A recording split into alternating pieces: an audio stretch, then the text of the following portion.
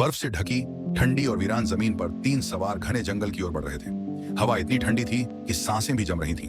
अचानक सामने जमीन पर कुछ लाशें पड़ी दिखीं, लेकिन ये लाशें इंसानों की नहीं लग रही थीं। चेहरों पर डर जमे हुए, आंखें सफेद और शरीर ठंड में अकड़े हुए। तभी पीछे से हल्की सी आवाज आई, पत्तों की सरसराहट और फिर काले साए हिलने लगे। मौत से लौटे हुए व्हाइट वॉकर्स बर्फ को चीरते हुए उनकी तरफ दौड़ पड़े। कुछ ही पलों में खून बर्फ में घुलने लगा और बस एक सवार अपनी जान बचाकर भाग निकला। दूर विंटरफेल के ऊंचे किले में नेड स्टार्क अपने बच्चों के साथ रोजमर्रा की जिंदगी जी रहे थे। तभी खबर आई कि उनके पुराने दोस्त, जो अब पूरे साम्राज्य के राजा हैं, रॉबर्ट बैराथियन, अपने परिवार के साथ मिलने आ रहे हैं। लेकिन उनके आने से पहले शिकार पर निकले जॉन स्नो और रॉब स्टार्क को जंगल में एक अजीब मंजर दिखा।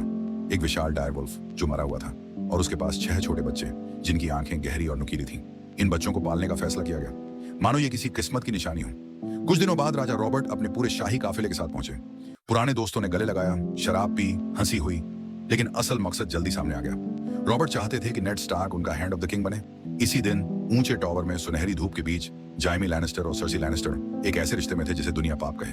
यह नजारा एक छोटे लड़के ब्रैन स्टार्क ने देख लिया और रहस्य को दफन रखने के लिए जाइमी ने ठंडी आंखों से उसकी तरफ देखा और उसे नीचे धकेल दिया। ब्रैन गिरता गया और गिरते ही काला पर्दा छा गया।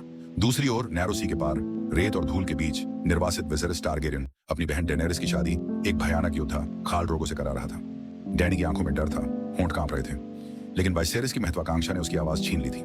यह शादी उसके लिए बस एक सौदा थी, ताकत वापस पाने का सौदा। अगर यह तुम्हें पसंद आया तो अगले हिस्से में तुम चौंक जाओगे। पार्ट 2 में मिलते हैं। चैनल को फॉलो करना मत भूलना।